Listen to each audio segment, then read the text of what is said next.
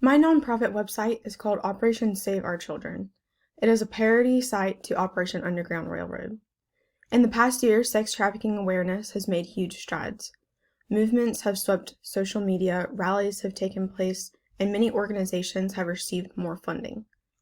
All of these are very positive efforts that should continue and are incorporated in my website, but what the majority of people are not yet aware of is the lack of resources and help those who are rescued or escape have.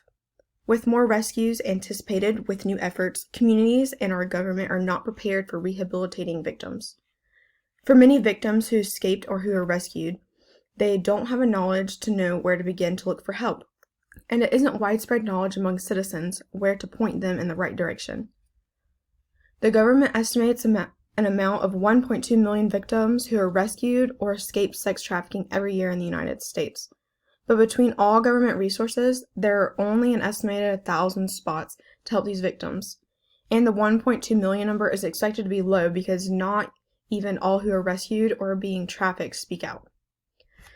The purpose of this website is stated in my overview.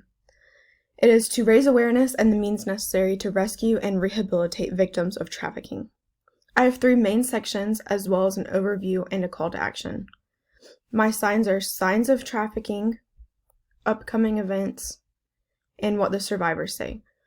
My call to action is to donate to help rehabilitate victims. My target audience is middle and upper class, middle-aged women.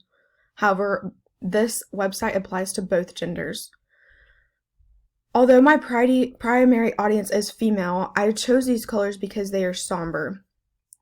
Most sex trafficking is centered in large cities, and I think of dark colors of concrete gray, smog, yellow taxis, and signs. Yellow is also gender neutral. While I'm trying to target mothers, sex trafficking affects both sexes. Bright colors or gender-specific colors would not be fitting. I chose these typefaces to make the site look organized and professional. I chose a simple sans serif font for my body copy and my header. I made my headings bold to contrast them between the body copy. The most difficult thing about this website was the positioning. I had a difficult layout to achieve, and if I did it again, I would try to use other ways to position instead of absolute and relative positioning. I would play around with more margins instead.